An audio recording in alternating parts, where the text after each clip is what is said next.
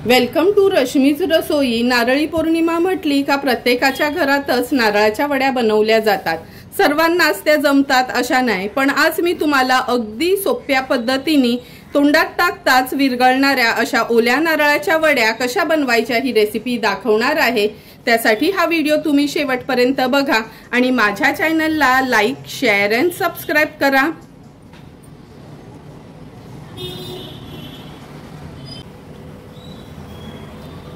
ओल्या नारळाच्या वड्या बनवण्यासाठी आपण 2 कप हे खवलेलं ओलं खोबरं घेतलं आहे, 1 वाटी साखर, अर्धी वाटी दूध, 2 चमचे तूप आणि चमचाभर वेलची पूड यूज करणार आहोत। सर्व इन्ग्रेडियंट्स तर आपले रेडी आहेत, तर चला मग ओल्या नारळाच्या वड्या बनवायला सुरुवात करूया। वड्या बनवायला सुरुवात करण्या अगोदर मी ही लाकडाचा चॉपिंग बोर्ड घेतला आहे, तुम्ही ताटावर देखील थापू शकता। ह्या चॉपिंग बोर्डला आपण तुपाने ग्रीस करून घ्यायचे, म्हणजे आपलं सारण तयार झालं ना का लगेचच आपण वड्या थापू शकतो, म्हणून ही प्रोसिजर अगोदरच करून ठेवायची आहे। हे बघा, तुपाने व्यवस्थित ह्या चॉपिंग बोर्डला आपण ग्रीस करून घेतला आहे। आता वड्या बनवायला सुरुवात करूया।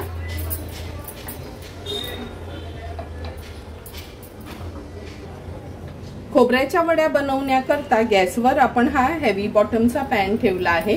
लक्षात ठेवा, म्हणजे कोणतंही ना एकदम जाडवालच भांडं घ्यायचं आहे, म्हणजे आपलं हे खोबऱ्याचं सारण आहे ना ते खाली चिटकत नाही।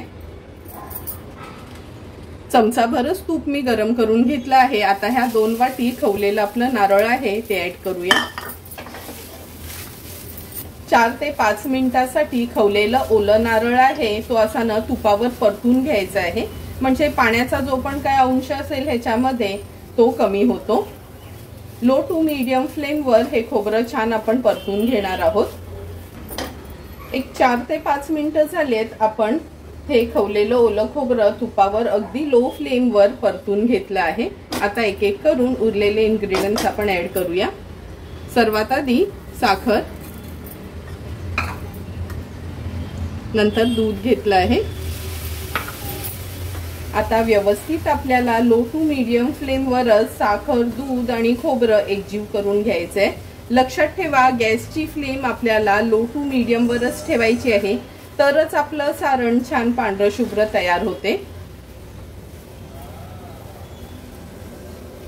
आता साखर विरघळेपर्यंत कंटिन्यू आपल्याला ह्या नारळाच्या वड्यांचं सारण आहे ना असं परतूनच घ्यायचंय, म्हणजे ते खाली लागणार नाही।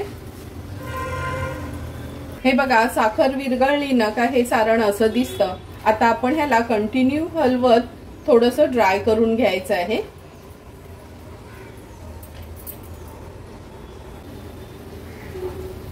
हे बघा, एक 7 ते 8 मिनिटं झाली आहेत। आपलं जवळपास साखरेचं पाक पूर्ण खोबऱ्यामध्ये एकजीव झाला आहे आणि तुम्ही बघू शकता साईडला अशी थोडीशी पांढरी परत यायला लागली ना तर समजायचं जवळपास आपलं हे सारण तयार होत आलं आहे।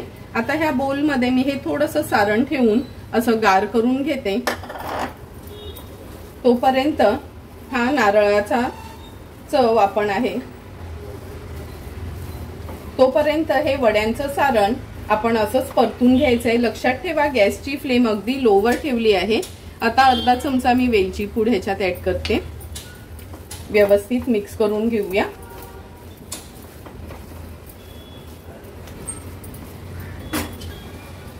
हे बघा, हे सारण थोडं गार झालं आहे, ह्याचा ना असा लाडू तयार करून बघायचा।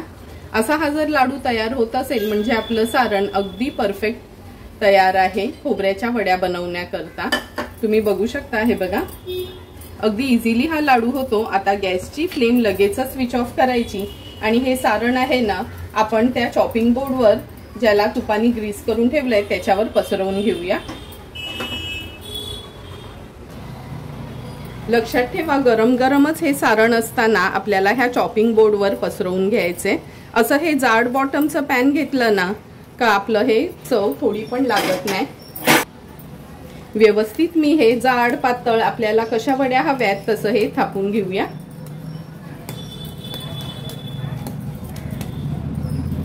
त्याला चौकोन आकार देते।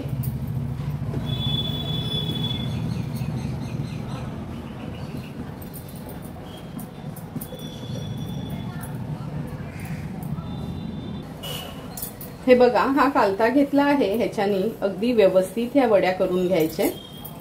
छान असा चौकोनी आपण ह्याची डिझाईन करून घेऊया, म्हणजे कापताना व्यवस्थित कापल्या जातील।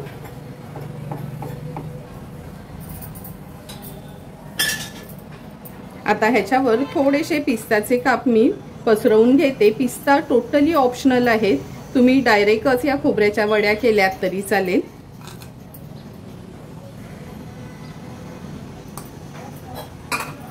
पिस्ता घातलं का अलगद हाताने त्याला आपण असं दाबून घेऊया, म्हणजे ते त्याच्यावर सेट होईल। हे बघा, पिस्ता पण पसरवून घेतला आहे। आता ना ह्या गरम गरम असतानाच आपल्याला कापून घ्यायचे आहेत, कारण का नारळाच्या वड्या जर गार झाल्या ना तर व्यवस्थित त्या कापल्या जात नाही। लहान मोठ्या जशा आपल्याला हव्यात तशा आपण ह्या कापून घेऊया। हे बघा, लगेचच हे सारण आहे ना गार होतं, त्यामुळे लगेचच या वड्या आपण कापून घ्यायचे।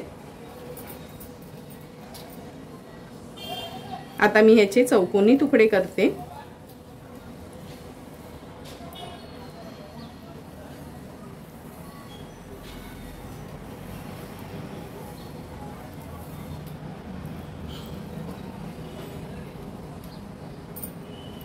दहा मिनिटासाठी हे आपण गार करून घेणार आहोत, म्हणजे वड्या इझिली निघतील।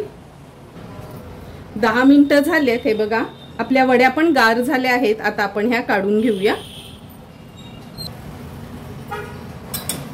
हे बघा, आता ह्या वड्या मी मोकळ्या करून घेते। तुम्ही बघू शकता, हे बघा, कालत्यानी लगेचच त्या मोकळ्या झाल्या आहेत।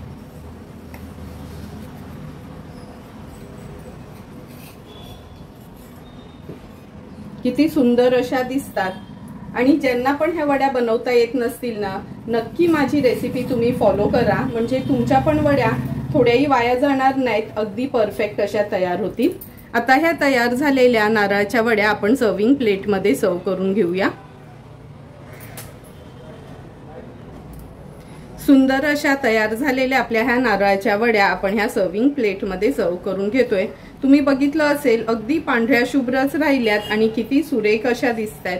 तुम्हाला पण जर मी बनवलेल्या अगदी सोप्या पद्धतीने ह्या नारळाच्या वड्यांची रेसिपी आवडली असेल तर तुम्ही पण नक्की या नारळी पौर्णिमेला माझ्या पद्धतीने एकदा तरी ह्या नारळाच्या वड्या घरी ट्राय करा आणि मला कमेंट करून सांगा की तुम्ही बनवलेल्या ह्या नारळाच्या वड्या कशा झाल्यात ते।